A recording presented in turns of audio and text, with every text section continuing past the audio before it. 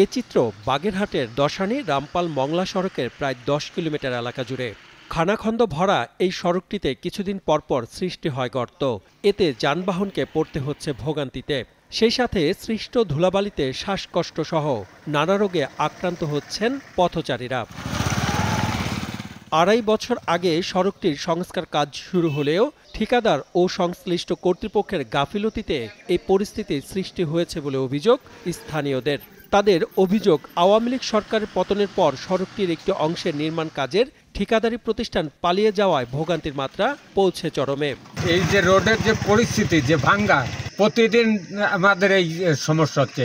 গাড়ি ভাঙতেছে, ঝালাই ছুটতেছে, যাত্রী পড়ে যাচ্ছে, যাত্রীর হাত পাও ভাঙতেছে। এর ভিতর যে গাড়ি পড়ে গেছে, গাড়িগুলো ওই জায়গায় মাল থুয়ে অর্ধেক আরেকটা গাড়ি এনে ফিরে আবার নিয়ে লাগছে। বয়স্ক মানুষ, অসুস্থ মানুষ, এমনকি প্রেগনেন্ট মানুষের ডেলিভারি পর্যন্ত হয়ে যাচ্ছে রাস্তায়। টানা সপ্তমবারের মতো বেস্ট টিস্যু পেপার ব্র্যান্ড হিসেবে স্বীকৃতি পেয়েছে বসুন্ধরা টিস্যু। দশানী থেকে হেলাতলা পর্যন্ত ১০ কিলোমিটার সড়কের কাজ করছে ঠিকাদারি প্রতিষ্ঠান মাহবুব ব্রাদার্স।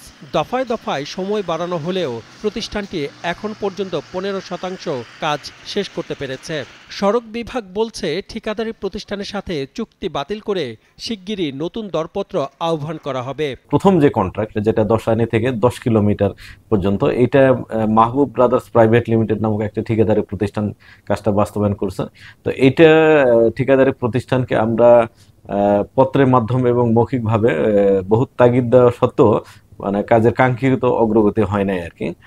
তো সেক্ষেত্রে আমরা যে আমাদের যে কন্ট্রাক্ট এগ্রিমেন্ট বা যে ঠিকা চুক্তির যে শর্ত থাকে, সেই শর্ত অনুযায়ী তাকে ২৮ দিনের চূড়ান্ত নোটিশ দেওয়া হয়েছে। সেই ২৮ দিন অবশ্যই ইতিমধ্যে অতিক্রম হয়ে গেছে আর কি। তারপরে অবশিষ্ট কাজের প্রাক্কলন করে আমরা সেই নতুন ঠিকাদার নিয়োগের জন্য আমরা দরপত্র আহ্বান সহ যে পরবর্তী প্রক্রিয়া সম্পন্ন করবো আর কি। দ্রুত সমস্যা সমাধান করে গুরুত্বপূর্ণ এই সড়কটির কাজ সম্পূর্ণ করবে কর্তৃপক্ষ, এমনটাই প্রত্যাশা স্থানীয়দের।